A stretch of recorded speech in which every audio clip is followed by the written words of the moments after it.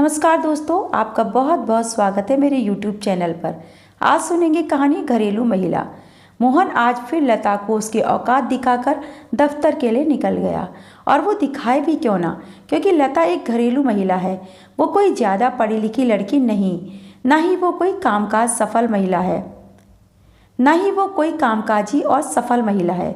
उसका काम सिर्फ कपड़े धोना, खाना पकाना, बिस्तर लगाना, घर की सफाई करना, बच्चों को अच्छी शिक्षा देना, घर के बड़े बूढ़ों का ध्यान रखना और घर में आए मेहमानों का स्वागत करना ही तो है। इन सब काम की क्या अहमियत, यह तो कोई नौकरानी भी कर सकती है। यह सब सोचकर लता ने अपने गालों से आंसुओं की बूंदों को साफ किया और फिर से अपने कामों में जुट गई। रोज की तरह मोहन का फोन आया कि वह देर से घर आएगा, खाना बाहर ही खाएगा। लता समझ गई थी कि पिएगा भी बाहर। पहले तो लता रोज मोहन से इस बात के लिए लड़ती थी और वो यह कहकर फटकार देता कि वो मेहनत करता है और कमाता है, वो चाहे जो चाहे कर सकता है। पर अब तो वो जैसे थक चुकी थी। वह मोहन के मुंह ही नहीं लगना चाहती थी, क्योंकि वह कई बार कह चुका था कि उसे इस घर की ज़रूरत है, ना कि इस घर को उसकी ज़रूरत। वो जब चाहे इस घर को छोड़कर जा सकती है। लता यह सोचकर चुप हो जाती कि शायद मोहन सही कह रहा है। वो जाएगी भी कहाँ, मायका तो बचपन से ही पराया होता है। अगर घर की बेटी 4 दिन भी ज़्यादा रुक ले तो आसपास पड़ोस वालों के कान खड़े हो जाते हैं।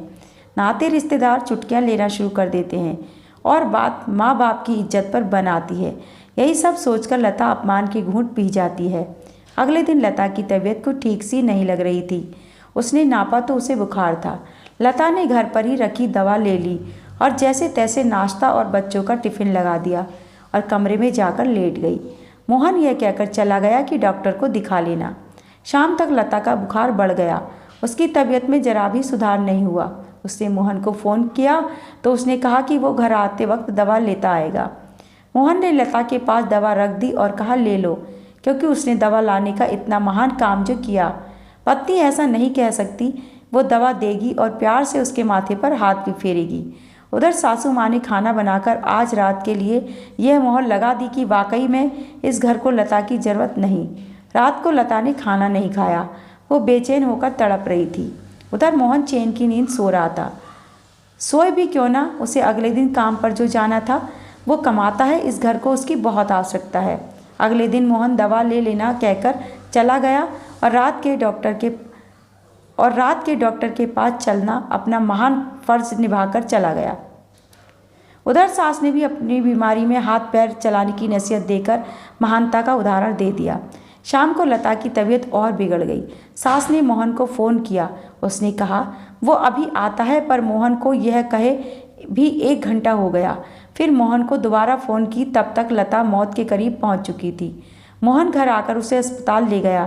तब तक लता मर चुकी थी। अब लता को किसी की ज़रूरत नहीं थी, पर अब लता की सबको ज़रूरत थी।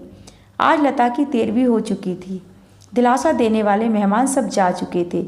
अब मोहन को दफ्तर जल्दी नहीं जाना था। जाता भी कैसे, अब उसे घर के बहुत से काम करने थे जो लता के होने पर उसे पता भी नहीं चलता था। आज उसे पता लगा इस घर को लता की कितनी ज़रूरत है। आज उसको अपने तौलिए, रुमाल, अपनी दफ्तर की फाइल, यहाँ तक कि वो छोटी छोटी चीज़ें जिसका उसे आभास भी नहीं था, नहीं मिल रही थी। उसे पता भी नहीं था कि उसे लता की कितनी ज़रूरत है। आज लता के जाने के बाद घर नहीं चिड़ियाघर नज़र आता था। सास की दवाई और बच्चों को समय पर खाना नहीं मिलता था। मोहन को रात को अपना बिस्तर लगा नहीं मिलता था। आज मोहन को घर पर इंतज़ार करने वाला कोई नहीं था। उसको किसी को बताने की आवश्यकता नहीं कि वो कहाँ है और कब आएगा, क्योंकि कोई पूछने वाला ही नहीं। आज मोहन को लता की बहुत ज़रूरत है, पर लता को यह साबित करने के लिए कि मेरी भी ज़रूरत है सबको, मौत को गले लगाना पड़ा। उसे अपनी अहमियत बताने के लिए इस दुनिया से विदा होना पड़ा। आज सबने मान लिया कि लता को इस घर की नहीं, इस घर को लता की ज़रूरत है। दोस्तों, ये थी एक बहुत ही हृदय स्पर्शी कहानी। आपको कैसी लगी कमेंट करके मुझे ज़रूर बताएं और इसी तरह की कहानियों के लिए मेरे चैनल को भी सब्सक्राइब कर लें। वीडियो को लाइक और शेयर भी ज़रूर करें। कहानी सुनने के लिए आपका बहुत बहुत धन्यवाद।